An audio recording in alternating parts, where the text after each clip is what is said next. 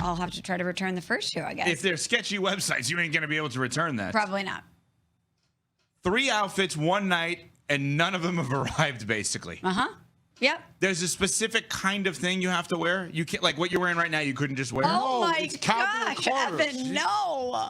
Yikes. Could I wear this? You're wearing that red cardigan? Did you see Beyonce on Christmas Day? Houston Texans, Baltimore Ravens. Yes. Did you see the halftime show? Yes. Did you see what she looked like?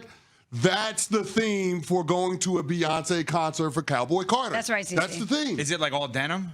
No, it doesn't have to be all denim. Suede, leather, fringe, sequins, denim and diamonds could always work, you know. Think cowgirl. That's what you have to do. Cowboy Carter. No, thanks. I understand that part. So then right now, I'm in panic mode. like how often are you refreshing the websites for this? I think I've done it 12 times since the show started, and it's 6:19.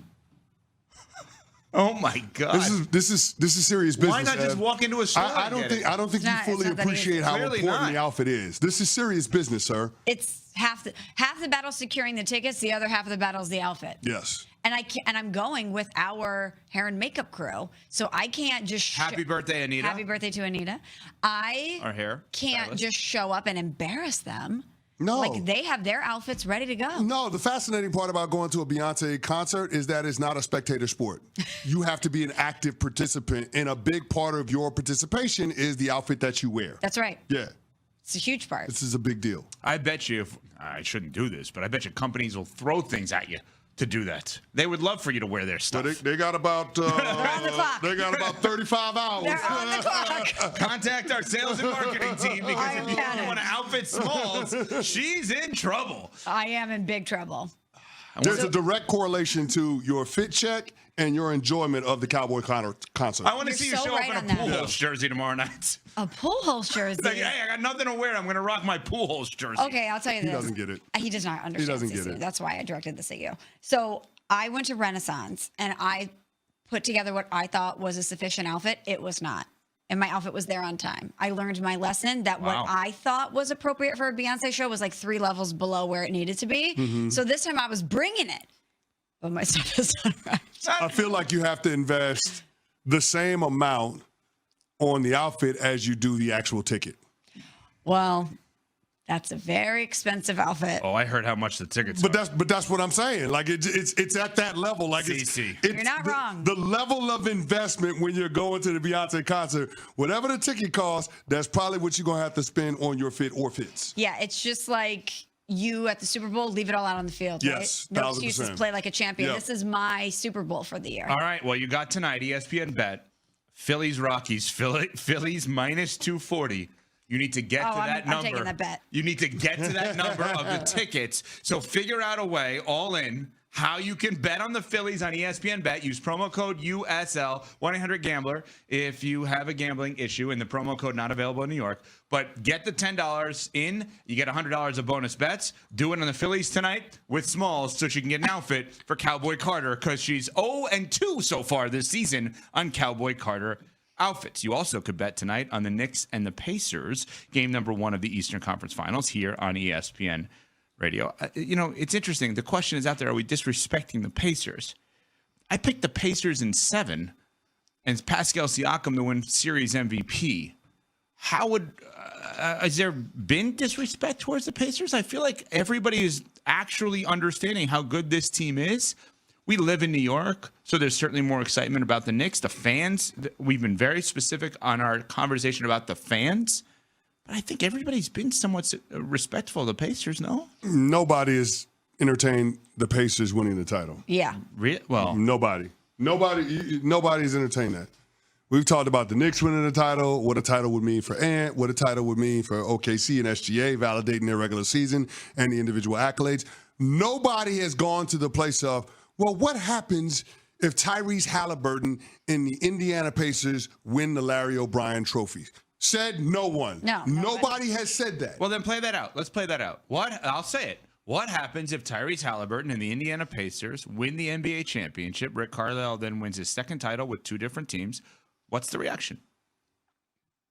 I think that we're looking at Tyrese Haliburton as a top 10 player in the sport. Wow. I think that's the place that we have to go to. because clearly he's the catalyst. It's the best offense in the league.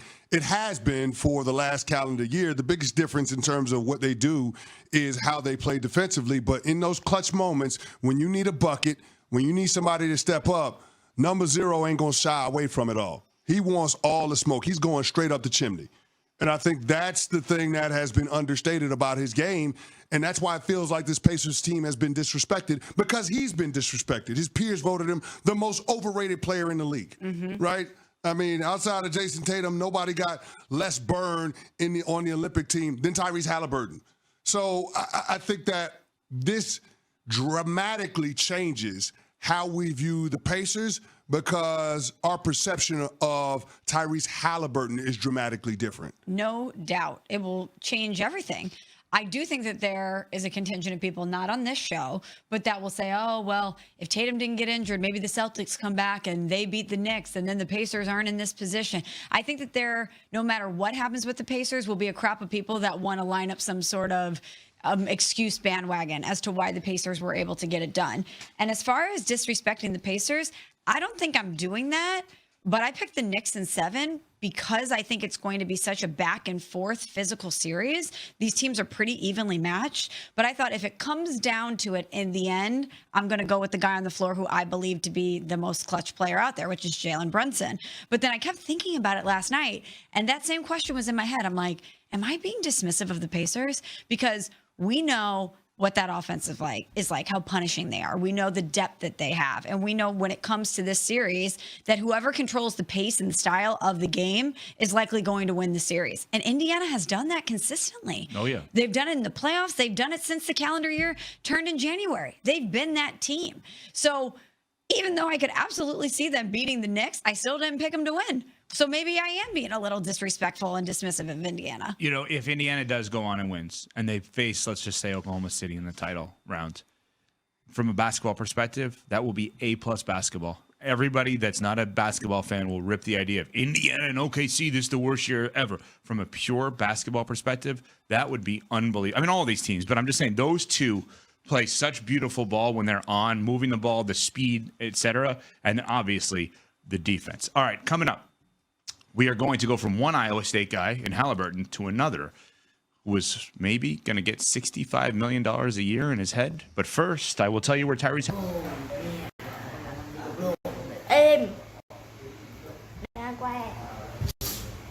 Chào tất cả mọi người đã quay trở lại với kênh của mình. Hôm nay mình sẽ tiếp tục hướng dẫn các bạn làm vòng với tiêu đề là bánh mì.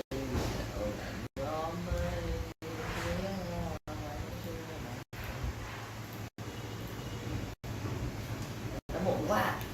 Nó muộn quá, cứu tôi. Nó muộn quá.